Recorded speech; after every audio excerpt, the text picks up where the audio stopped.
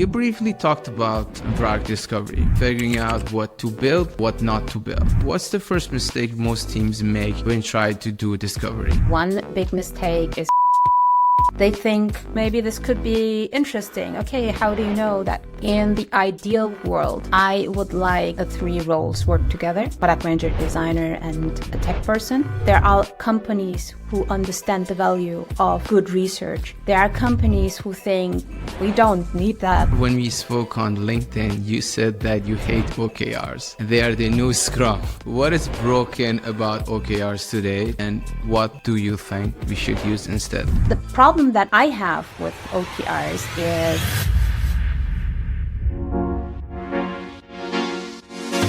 Hey folks, welcome to another podcast episode of Product Founder. Today I'm super excited to have Büşra on the podcast. Büşra, can you please introduce yourself? Sure. Hi, I'm Büşra. I'm Büşra Coşkuner. I'm a Berliner living in Zurich, Switzerland. Very beautiful two cities. I'm a product management coach, trainer, advisor, speaker. So basically what I do is I help product management teams, also product managers, lead product managers, head product managers, etc., to build products that their customers love to buy. So basically what that means is I bring customer centricity into the teams in a way that we find the win-win between what our customers need and what we need as a company to be sustainably successful with an awesome product that everybody loves. Awesome. You had quite a journey from classical product management to becoming a product coach. I want to go back in time to your time at Doodle. Sounds like a turning point. So can you take us into that moment? Because I know you have a lot of wild stories, and before the company was product led. Yes.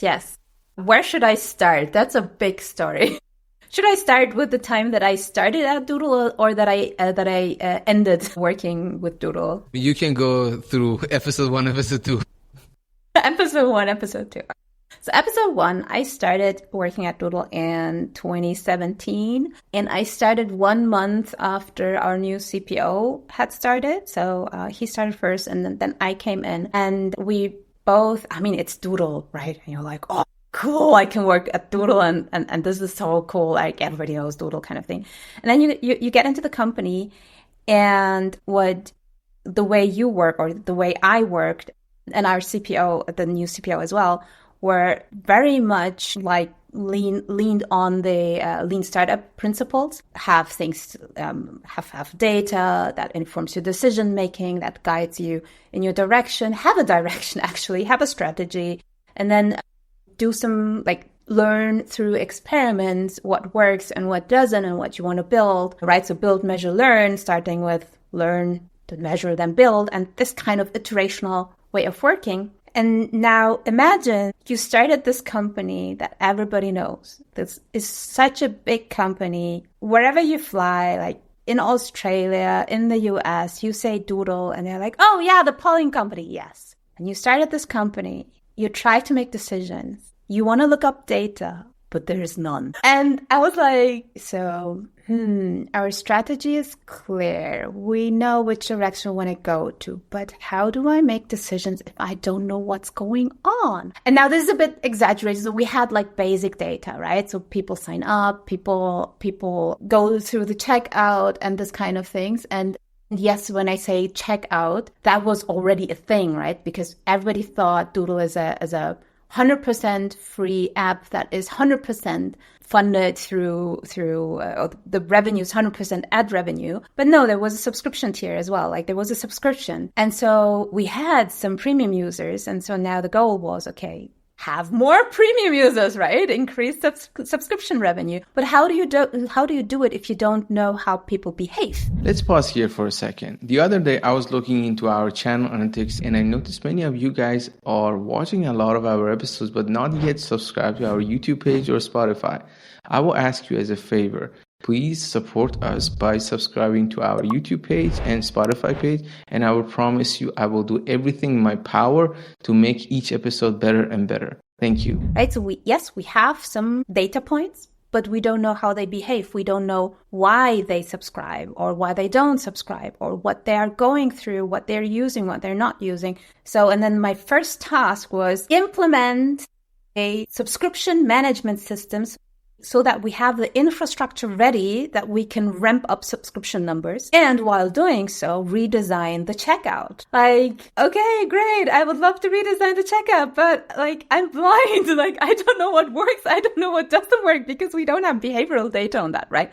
So it was a kind of a flying blind moment. But then we had to find our ways to figure out how to do it. And then we found our ways, basically. But in those moments, you realize again that the real world is not like described in any book, right? So book description is completely different to what you work with in real life.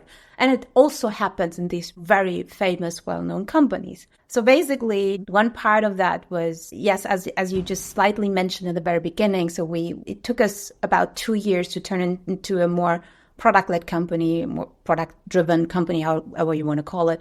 And one part of that is actually build the data infrastructure so that we don't fly blind anymore, that we understand on the customer side, like behavioral analytics, what they're doing and what they're not doing and what is working, what is not working. And on the other side, how this data is actually connected with our business goals and with business metrics, right? So there are KPIs we have to achieve. So how do we know that the thing that we build for our customers really makes a difference in the business numbers?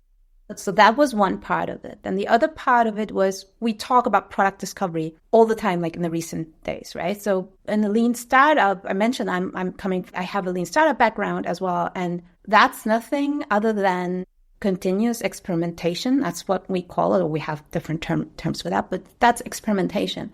So the experimental approach or hypothesis-based approach on growing a product, improving it, iterating it, maybe finding innovations, maybe doing some sort of a business model innovation thing, right? And one part of this is also qualitative data. So we didn't have any qualitative activities. So now how do you do this? And then I had to first convince our CPO that qualitative data is also data that we have to look at, because quant can tell us what is happening, but not why it's happening. For that, we need to talk to customers, like get out of the building and talk to them, right? So this way we introduce more qualitative type of research, basically user interviews, demand test, or jobs to be done interviews, like depending on what we needed, more surveys, more working with platforms like usertesting.com. So basically doing more qualitative or gathering more qualitative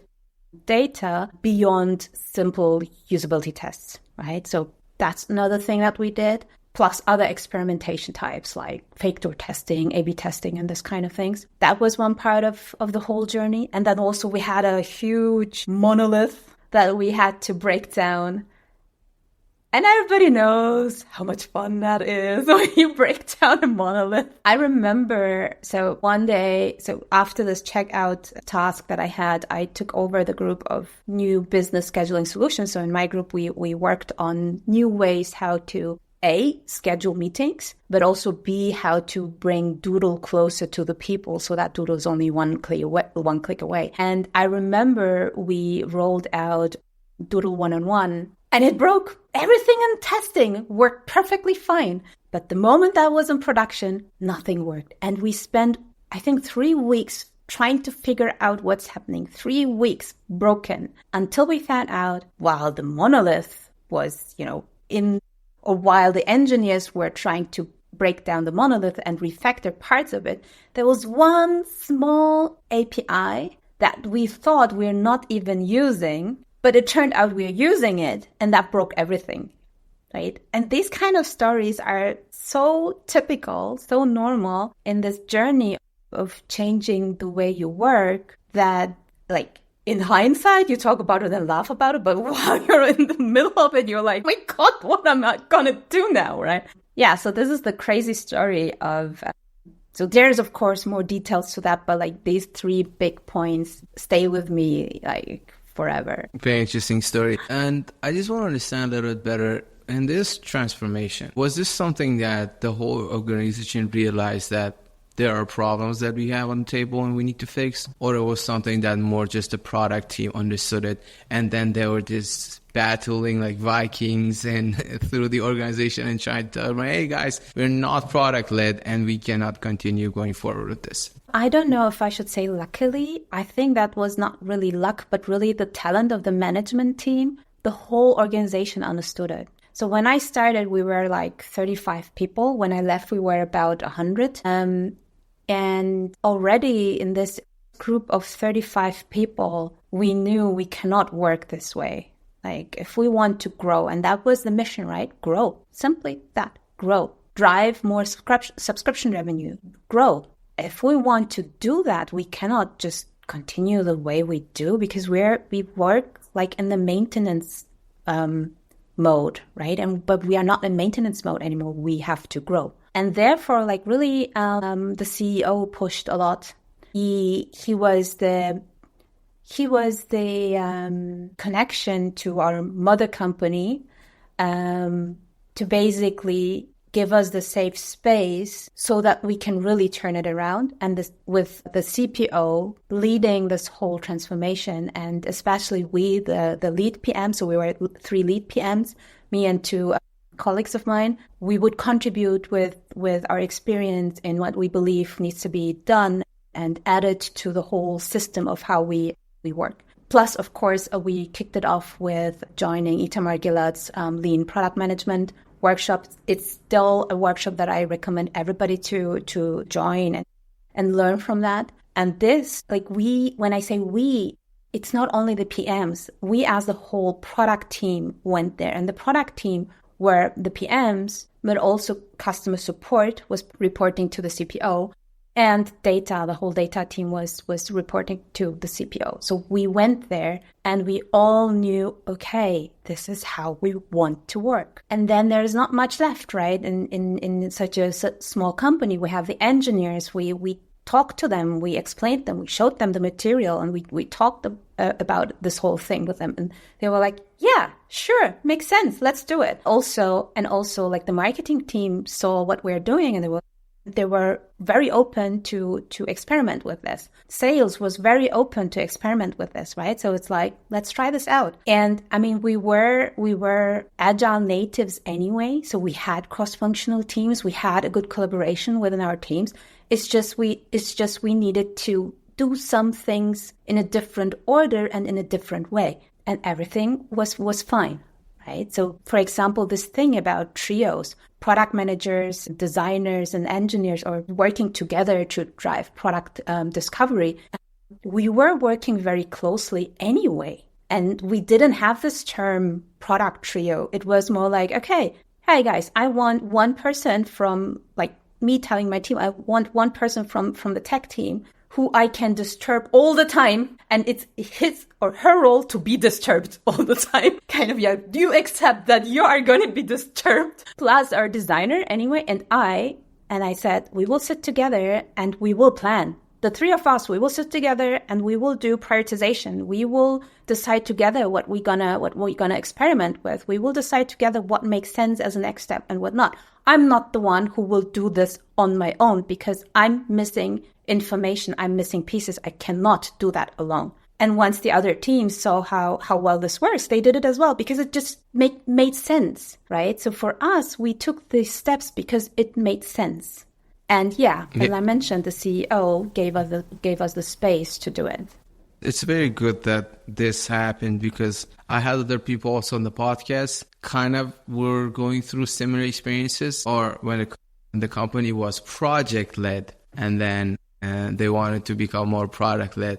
And the problem was sometimes these like leaders don't really recognize the issue. Only the product person sees the issue. And also, or maybe sometimes they see the issue, but they don't know how to fix it. So the product person is pretty much alone. And usually it doesn't go that well. Like, that's right. In a way, the company fails. Now, failing also means that you're in a very competitive market and your competitors are growing very fast and you cannot really catch up with them or even like pass through them.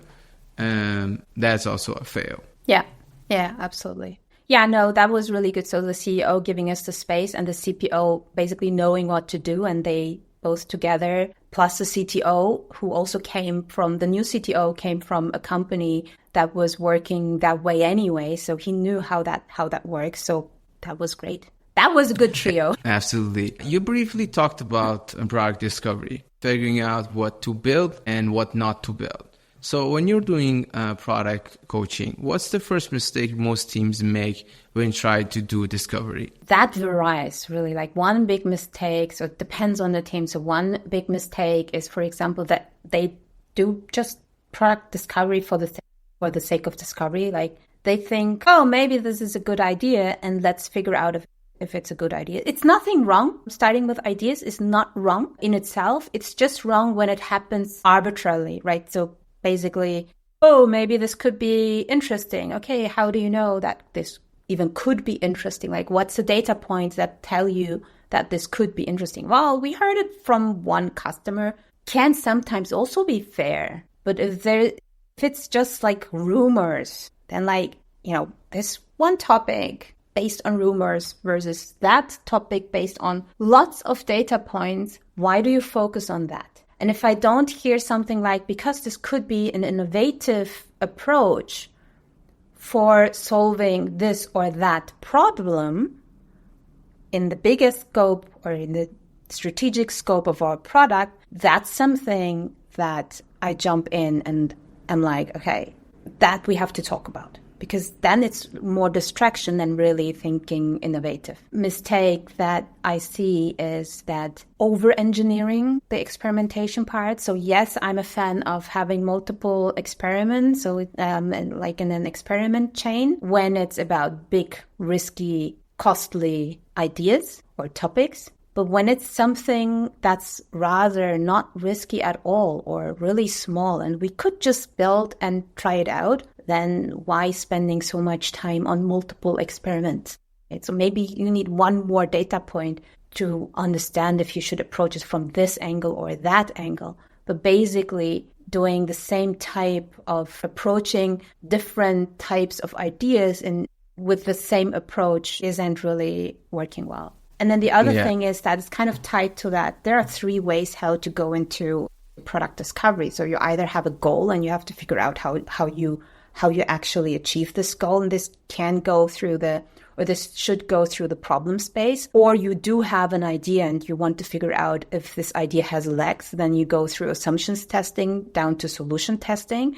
Or your research or data analysis has shown you some parts of the product that are not working well or that have some sort of a potential, and then you try to figure out from which angle to approach it.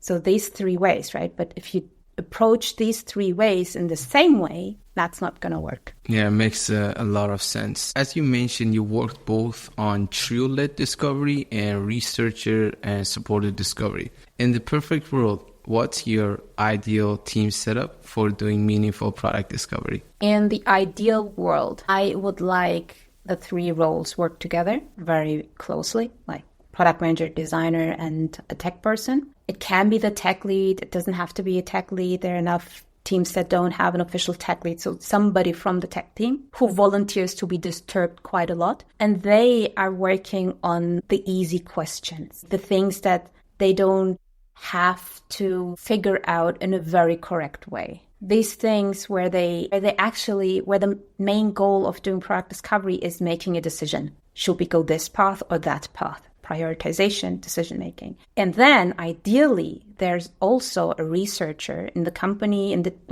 doesn't have to be dedicated to the team, but the company should have researchers and they need to jump in when it's about the complicated stuff, when it's about figuring out the truth. For example, if we're trying to make a very strategic decisions, we need to understand the truth. We need to understand what's happening in the market, what's happening with users, with competitors. And that makes me also emphasize, now that I say it, I remember a recent conversation, I think 2 weeks ago. There's also a difference between market researcher and user researcher. So when we say researcher, we tend to acquire or hire only UX researchers. This is good. We need UX researchers. But for the very strategic stuff, like on the management level, we also need market researchers, like people who can figure out trends, who can help us understand what options or possible scenarios we have to expect in the future, so that we can form an opinion about the future and which role we want to play in the future and which role we can play in the future. And many companies don't have that. So in the ideal world, there would also be a market researcher in a company. If it's a big corporate, like the big company, then obviously you wouldn't have only one, right? Multiple. So, but in general, these people should be there in the company. Only looking at the product discovery side of things, right? So of course we need marketing and sales and law. How should we convince the management to have this team? That's difficult. Not sugarcoating here. This is really difficult, especially when it's about researchers tend to feel that it's not so appreciated. And this is a big generalization. There are companies who understand the value of researchers and good research. There are companies who think, we don't need that. Like, why would we? Because our team does product discovery. There are those two extremes, but the healthy perspective is the middle. You have them, but then you know when to do proper research and when to do product discovery. And really, I don't have an answer to this question, like how do you convince them? It's really, really difficult. It's a lot about trust, relationship building, making the case for that. Show, don't tell, right? So you can show examples from other companies, how it works well for them and how they actually work, right? And then you can also try to run a pilot team, a test, basically an experiment, but then also for that, you have to hire someone. One thing that worked in one company that I worked as an interim product leader was basically working with a freelancer who basically shows the value of research, kind of like, okay, you don't have to commit, you don't have to hire one, but let's test this with a freelance researcher. And the value was so big that at one point they said, okay, we understand, we will hire one. Not now, we don't have the budget, but we are convinced once we have it, we will hire one. I don't know if they did. I never asked, but that was basically the message then. I think the freelancing is a good tip. Like you can, instead of like trying to convince a company to hire someone full-time, just try to first show by having a freelancer. And then hopefully if in that situation, the enough value was provided, then you can convince them to have a full-timer. Yeah, it's not guaranteed, but these are the ways that you can try. So as I mentioned, it's very, very hard. When we met at the conference and we were just talking, I noticed that you're a big advocate of impact mapping. What makes it I had a talk on that. Yeah, of course. Yeah, what makes it such a game changer for aligning metrics with business and user outcome? Yeah, so the game changer that I also see in the teams that I'm coaching is this aha moment on 3 levels. One level is the impact mapping is a very structured approach that goes through, let's maybe start with this, right? So what is impact mapping? Impact mapping is a visualization, it's a tree visualization of the business goal in the very front, of the actors that we need to focus on so that we can achieve the business goal. The outcomes, or basically the original, that's the impact and the behavior change in a positive way, like a positive behavior change that we want to trigger with these actors so that we can achieve a business goal. And then the idea is basically the solutions that might help us to trigger this behavior change of these actors so that we can achieve the business goals. And as you can see, I always make the case back, like I connect it always back, right, with the level before. And it's a tree visualization. It's quite similar to the opportunity solution tree, but different. In fact, in practice, I combined them, but that's a different topic. And so the one big benefit of the impact map is, or the impact mapping is this actor piece, because in the product world, even if we say we need to be customer-centric, the best description that we come up with typically is the customer, and that's it. Like we don't do any segmentation. We don't think about it. Is this a group of people who are impacted by the change? Is this a group of people that would buy from us? Is this a group of people that are maybe internal people who need to do their part so that we are our systems are ready so that we can actually do all that stuff, right? So we don't differentiate well enough about who we are talking, right? So who we are talking about. So this is like one big game changer in the teams that I'm coaching so that they start thinking better and deeper in segmentation. The second big aha for the teams is how this all ties to business goals. It's so difficult to really derive product goals, like the things that we as product or the goals that we as product teams have to achieve, to derive these goals from the business goals. I mean, how many times, I'm pretty sure you've had this as well, that you had like some metric that tells you, oh yeah, increase engagement, increase conversion rates. Okay, but how does this, play with our business goal? Okay, I'm not really sure. Like, I thought we are trying to increase market share this year. Why should we increase our conversion rate with existing customers if we actually want to increase the number of customers? Because, we want to increase market share. So we should actually focus on growth and not converting the existing customers or like upgrading or upselling the business customers, existing customers. So these kind of controversial thoughts about what we as teams should achieve, that doesn't fit to the business goals actually. So this is a big aha for the teams. Like, how do they connect? How do we actually even make sure that we always think about the business goals, always think about the bigger picture that we're trying to achieve? And the third aha is this point that think big, start small. The solutions that they come up with can be completely different typically are completely different to the solution that they came up with in the beginning of the quarter when they were planning their quarter. Very actual example, like right now, there's a team that I'm coaching that started the quarter, like they built their OKRs and they put an initiative in there, implement onboarding. And I'm like, stop. This is the solution. Let's talk about it. And now they've done the impact mapping exercise and they've noticed actually the problem that we're trying to solve is a completely different one. And we don't need to build a whole onboarding stuff to solve this problem. So they are now focusing on a different problem and a different solution that is going to pay into the business goals.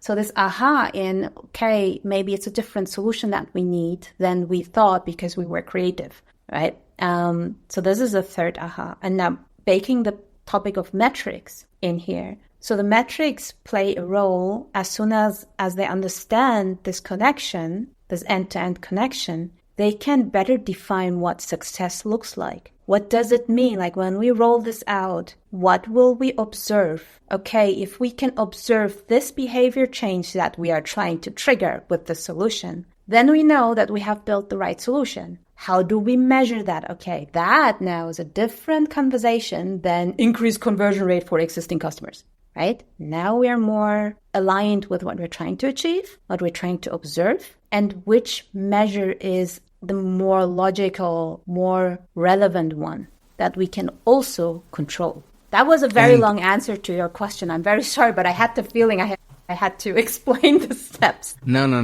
it was great. What I want to understand is the PMs listening to this episode, where can they start with the impact mapping? That's very, very easy. So Gojko Ajic has written a booklet. I don't know. It's this tiny. It's very small and lots of images in there. So they can either order the book or way easier, go to impactmapping.org. Altogether, impactmapping.org. There is everything you need to get started. Lots of reading material, not only from him, but also from practitioners who basically share their experience. I have 2 articles there as well. Like there's lots of material, some videos, some articles, some twists here and there, and how to connect impact mapping with a different method. So there's lots of things in there. Awesome. Yeah, we will definitely also put the link down in the description. Earlier when we spoke on LinkedIn, you said that you hate OKRs.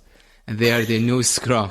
So yeah. I want to ask you, what is broken about OKRs today and what do you think we should use instead? So here's the thing with OKRs. OKRs in general, not a bad thing. So what they were supposed to be, what they're trying to make us do is good. In its essence, it's not a bad framework or method. I don't know what's the difference between framework or method, but anyway, right? And if you want to really get started with OKRs and do them well, please, anybody who listens, if you haven't already, read Christina Wodke's book, Radical Focus. Okay, do that. And you can get started with it. The problem that I have with OKRs is, so in any company that I have worked where we have tried to implement OKRs, it failed miserably. And now you could blame, you could say, yeah, but the way you have introduced it was bad. Maybe.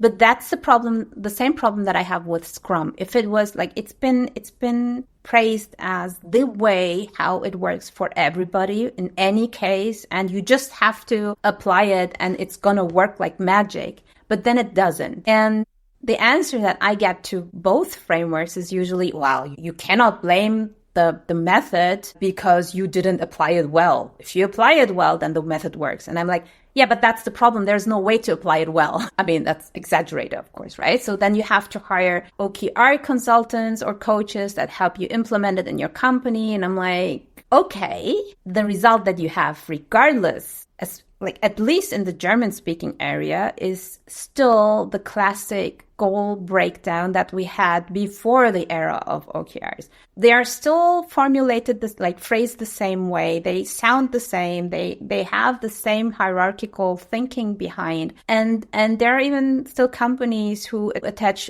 personal promotion and bonuses on achievement of OKR metrics. OKR goals. I cannot say other than OKR goals because that's what it is in the end then. And they just call it OKRs, but it's still the same. And I have to go in and fix it every single time when I go into a company. I have to fix their OKRs. And I'm like, maybe we should just stop introducing OKRs. There are other ways how you can do it, right? So, and maybe it's about first principles and we just don't call them OKRs, but we actually teach our people who work in the company how to think in outcomes, how to think in behavior change, how to say in words, just simple words, what is it that I'm going to change? What does success look like? And then just say, how do I measure that? And don't call it OKRs, but this is what OKRs actually is, right? What does success look like and how do I measure that? But when I say that, it's suddenly clear to people, oh, yeah, it makes sense. But when they try to apply anything about OKRs, they mess it up. Why don't we just don't call it OKRs? Or there are different alternatives like the NCTs by Ravi Mehta. I like them. That's way easier to implement, more natural. And also this thing of, in the German culture, you cannot say when you achieve 70%, then you actually have achieved your goal. You cannot say that. There is no 70% does not equal goal achievement in the German speaking culture. It's not. You have everybody's just trying to achieve 100%. And that's why nobody sets goals, moonshot goals or whatever. Nobody does that. Especially not in a system where everything is all the boni are still tied to achieving your goals. Nobody does that, right? So if you want to set ambitious goals, then just set an ambitious goal and say, try to achieve that 100%. Go, right? So there are different ways to look at it. The other problem that I have with OKRs is, again, coming from the lean startup background, at Doodle, we were working on new stuff. OKRs are a system that works very, very well when you have something that you want to improve. But when you build new tools from scratch, of course you can twist your OKRs so that they work for you and phrase your objective as an hypothesis and have input KRs like, we will have talked to 10 users this quarter. Great. What does it help me with? I don't know. But anyway, it's fine. But then it's a hypothesis and a testing plan. It's not an OKR. So why do we fake it? Why do we masquerade it as OKRs instead of saying, okay, this team doesn't work with OKRs because it doesn't work for them. They are hypothesis driven. They are not trying to push for a goal. They are trying to understand whether they can achieve this goal. Whether the thing that they have built will help them achieve this goal.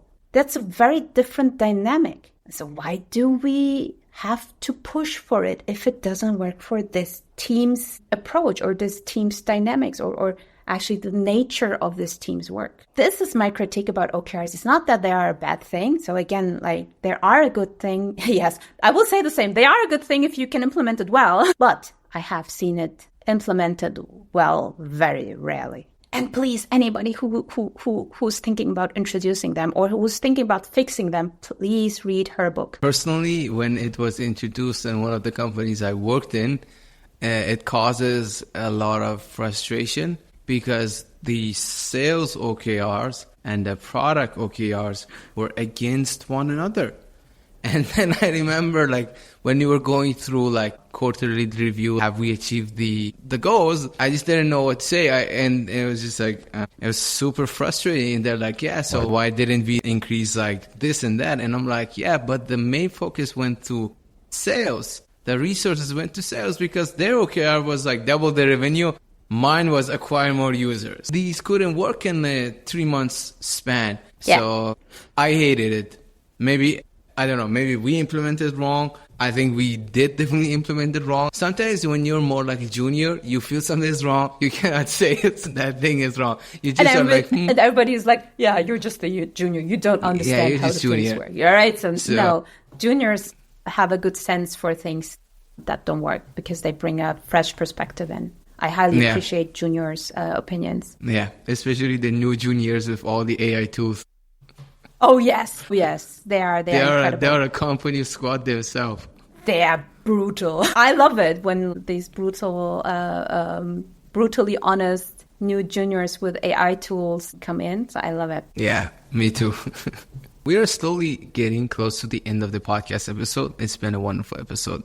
I want to ask you, is there something you would like to tell the listeners to check? So other than the book and impactmapping.org, sure, like if you want to get in touch with me, the best way is to follow me on LinkedIn and to basically sign up to my newsletter. It's busra.co/blog. And right now you have to scroll down to find the subscribe field. You will notice the blog is on pause for like a year and a half. I was working so hard. I did not have time, but I'm ramping it up soon. I've already written a couple of articles. They will be published right after the summer break. So after the summer break, there will be lots of new material about product metrics, impact mapping, North Star metric, outcome thinking, experimentation, and also about vibe coding and AI, basically. And of course, a little bit here and there, old stories, real stories, and about how the way we work is changing. Great. Thank you so much. It's been a great episode. Thank you for inviting me again. Of course. Wow, you made it till the end. I'm very proud of you. Comment down below which part of the podcast did you like the most and who should I interview next. Also, on the screen, you will see a lot of our other great episodes that you should definitely check out.